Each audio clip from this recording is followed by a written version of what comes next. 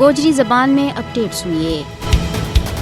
بھارتی فوجیوں نے اپنا غیر قانونی زیر قبضہ جموں کشمیر نہ ایک بار پھر لہو لوہان کر دیتا ہے۔ بھارتی صفاق فوجیوں نے حال ہی میں سری نگر میں ایک جعلی مقابلہ میں 4 کشمیریوں نے بے دردی کے نام شہید کیا ہے۔ بھارتی فوجیوں نے حیدر پورہ میں نام نہاد تلاشی اور محاصرہ کی کارروائی کے دوران سیمنٹ کا تاجر الطاف احمد بٹ اور ڈینٹل سرجن مدثر گل، پراپرٹی ڈیلر اور چاہ کا ایک اسٹال کا مالک نے شہید کیا ہے۔ ان شہادتوں کے بعد سری نگر کا مختلف علاقہ میں بہت زیادہ مخالف مظاہرہ پھٹ پیا۔ مظاہرین نے ٹارگٹ کلنگ کا شہداء کی میت ان کا ورثاء کے حوالے کرنے کو مطالبہ کیا ہے۔ ان کو کہنا تھا کہ فوجی ایک ظالمانہ پالیسی کے تحت معصوم کشمیریوں نے قتل کر رہا ہے، جو کہ حال ہی میں بھارتی وزیر داخلہ امت شاہ نے مقبوضہ علاقہ کا دورہ کے دوران واضح کی تھی۔ حیدر پورہ میں معصوم کشمیریوں کو وحشیانہ قتل بھارتی فوجیوں کی قاتلانہ اور شفاق ذہنیت کی عکاسی ہے۔ کلیاواتی حریت کانفرنس میر وائز عمر فاروق کی زیر قیادت حریت فورم اور دوجا حریت رہنماواں اور تنظیمہ نے بے گناہ کشمیریوں نے جعلی مقابلہ میں شہید کرنے پر سخت خفگی کو اظہار کرتا ہوا کیا ہے کہ کشمیریوں کی جبری گرفتاریاں دے لے گئے ان پر کاڑا قوانین کے تحت مقدمات کا اندراج شہریانہ انسانی ڈال کا طور کے اوپر استعمال کرنا اور جعلی چڑپا میں شہید کرنے دے یا گل باندھے ہوئے کہ مقبوضہ کشمیر کی صورتحال مجھ زیادہ خراب ہے۔ مقبوضہ کشمیر میں جعلی مقابلہ میں معصوم کشمیریوں نے قتل کرنا پچھلا